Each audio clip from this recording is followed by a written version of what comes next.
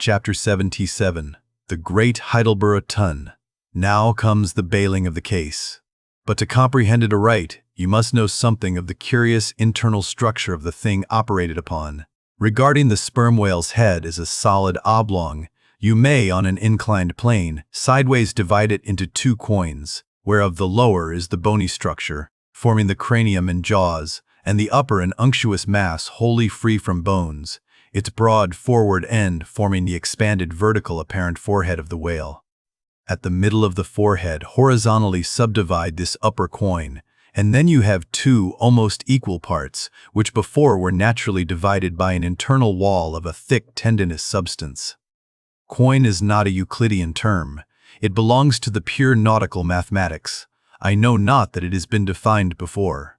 A quoin is a solid which differs from a wedge in having its sharp end formed by the steep inclination of one side, instead of the mutual tapering of both sides. The lower subdivided part, called the junk, is one immense honeycomb of oil, formed by the crossing and recrossing into 10,000 infiltrated cells of tough elastic white fibers throughout its whole extent. The upper part, known as the case, may be regarded as the great Heidelburgh Tun of the sperm whale.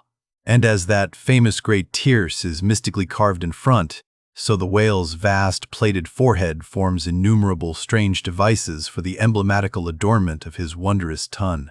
Moreover, as that of Heidelburgh was always replenished with the most excellent of the wines of the Rhenish valleys, so the tun of the whale contains by far the most precious of all his oily vintages, namely, the highly prized spermaceti, in its absolutely pure, limpid, and odoriferous state. Nor is this precious substance found unalloyed in any other part of the creature. Though in life it remains perfectly fluid, yet, upon exposure to the air after death, it soon begins to concrete, sending forth beautiful crystalline shoots, as when the first thin, delicate ice is just forming in water.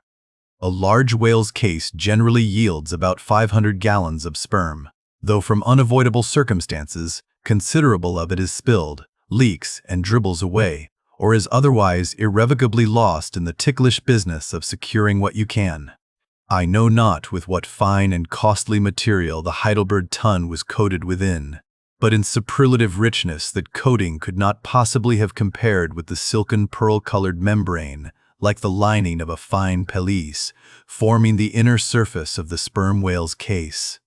It will have been seen that the Heidelburgh Tun of the sperm whale embraces the entire length of the entire top of the head, and since, as has been elsewhere set forth, the head embraces 1/3 of the whole length of the creature, then setting that length down at 80 feet for a good-sized whale, you have more than 26 feet for the depth of the tun, when it is lengthwise hoisted up and down against a ship's side. As in decapitating the whale, the operator's instrument is brought close to the spot where an entrance is subsequently forced into the spermaceti magazine. He has, therefore, to be uncommonly heedful, lest a careless, untimely stroke should invade the sanctuary and wastingly let out its invaluable contents. It is this decapitated end of the head, also, which is at last elevated out of the water, and retained in that position by the enormous cutting tackles, whose hempen combinations, on one side, make quite a wilderness of ropes in that quarter.